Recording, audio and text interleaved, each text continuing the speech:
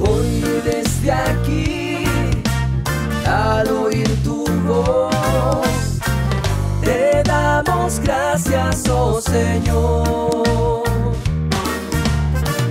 Te damos gracias, oh Señor. Hola, ¿qué tal? Aquí en Al Ritmo de la Palabra, en este lunes 15 de agosto, fiesta o solemnidad, de la Asunción de la Virgen María. Y nos remontamos al Evangelio de San Lucas en el capítulo 1, versos del 39 al 56. Ese encuentro entre dos madres se convierte sin duda en los relatos de la infancia del Evangelio de San Lucas en un momento importante de conexión y de continuidad entre la historia de la salvación. Contada en el Antiguo Testamento, sin duda, y la nueva historia que está a punto de empezar con el nacimiento de Jesús. Por eso, Isabel saluda en María a la madre de su Señor y la proclama bienaventurada por su fe, exultando junto con su propio Hijo, por impulso del Espíritu Santo, la presencia misteriosa del Espíritu.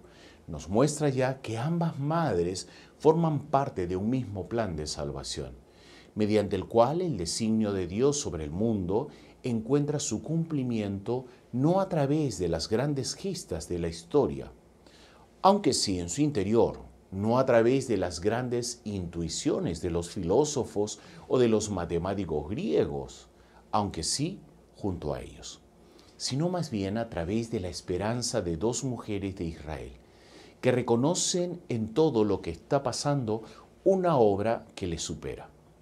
No por nada se convierte el cántico mariano en el elenco de esta historia que está por detrás y frente a la historia de los manuales, exaltando a su autor misterioso. La humildad de su sierva, a la que el Señor dirige su mirada. No se queda esta en una simple indicación exterior. Se trata de la humildad de quien está tan bajo que ve mejor la semilla que está a punto de nacer, de quien se pone en una posición de pura acogida, de modo que consigue ver la profundidad de todo lo que está sucediendo y no se deja distraer por otros acontecimientos más ruidosos, pero menos reales. En el fondo, se trata de la humildad de quien acoge en sí la verdad de la historia. Precisamente por eso, la humildad de María no le impide reconocerse incluso como destinataria privilegiada del amor de Dios y profetizar que la historia la recordará por esto, y con ello se inserta una vez más en el ejército de todos los orantes del Antiguo Testamento. De esta perspectiva parte el recuerdo de las obras realizadas por el verdadero Señor de la historia.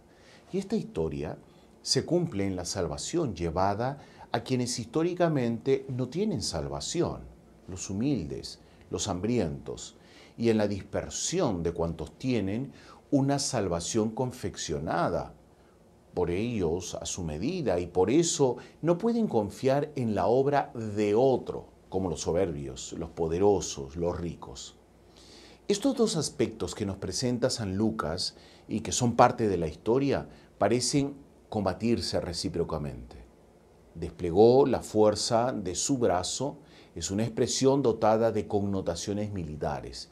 Sin embargo, la profecía de María descubre en realidad en la historia un único aspecto de salvación, a saber, la proximidad del Señor. Tanto más por el hecho de que este Señor demuestra ser fiel también a sus propias promesas y por consiguiente digno a sí mismo de confianza, para quien tiene ojos humildes, capaces de ver la humildad de la historia de la salvación. El Dios en quien se puede confiar permanece como confirmación de la bendición que Él mismo ha dirigido a Israel y a su pueblo de la promesa, que el niño que da saltos en el seno de Isabel y el niño que está creciendo en el seno de María llevan con ellos. Esta fiesta, la persona de María encierra y realiza en sí misma, déjame decirte, un camino particular de fe a pesar de la elección que la consideró no afectada por el pecado original y que la hizo Madre de Dios. la que avanzaba en la peregrinación de la fe, como dice San Juan Pablo II en Redemptoris Mater en el número 25. Este avanzar por el camino de la fe la convierte también en un posible modelo para todo el que quiere comprender lo que significa reconocer el total señorío de Dios sobre su propia vida. Este señorío, déjame decirte, encuentra su realización ya en el ámbito de nuestro crecimiento humano. A medida que el señorío de Dios entra en nuestra historia, conseguimos ver con unos ojos nuevos la realidad que nos rodea. Nuestros ojos no ven ya solo los abusos, las injusticias de quienes oprimen al débil, las mentiras de quienes tienen la soberbia en su propia lengua, la riqueza que se convierte en la muerte del pobre poco a poco. Nuestros ojos se vuelven semejantes a los de María, a esos ojos que la hacen capaz de reconocer el poder de Dios, que actúa en la historia en favor de la justicia y de la paz. Y nos damos cuenta de que como nosotros mismos podemos volvernos a nuestra vez historia de liberación, precisamente como María, si no confiamos a este anuncio. El señorío de Dios encuentra también su realización en nuestro camino de fe.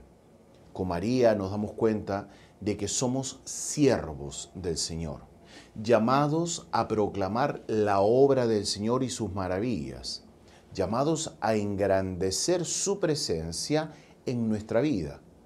Con María no tenemos miedo a reconocer frente al mundo nuestra elección. No tenemos miedo a llamarnos siervos e hijos de Dios. No tenemos miedo a la obra que el Espíritu Santo está realizando en nosotros.